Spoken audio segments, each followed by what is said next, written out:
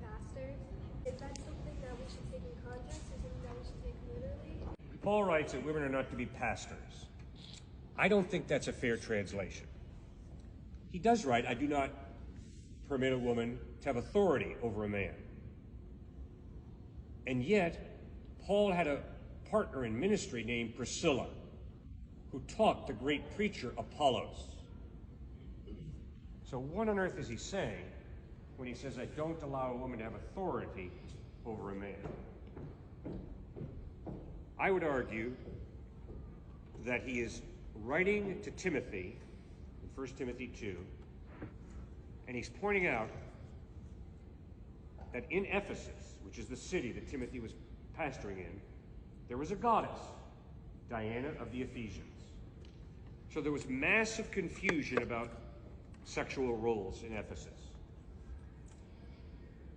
Women received a new freedom in Christ that they began to abuse. And that's why in his comments to the Corinthians in 1 Corinthians 11 and 14, he says, I don't allow a woman to teach a man. But wait a second, Paul. You got Priscilla teaching Apollos. I think it gets back to the education issue.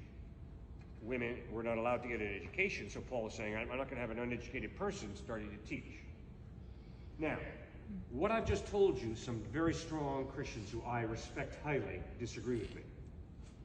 So please, I'm not trying to contradict them. I'm just telling you how I handle those difficult scriptures. Paul had partners who were women in ministry. Therefore, at Grace Community Church, we have women on staff and in pastoral positions, because I believe that if God gives a woman gifts, we're to give the women opportunity to use those gifts.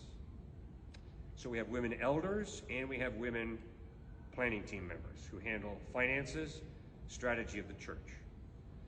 But I have the utmost respect for pastors who say, Cliff, you're compromising. I don't agree with them, but I understand why they say what they say.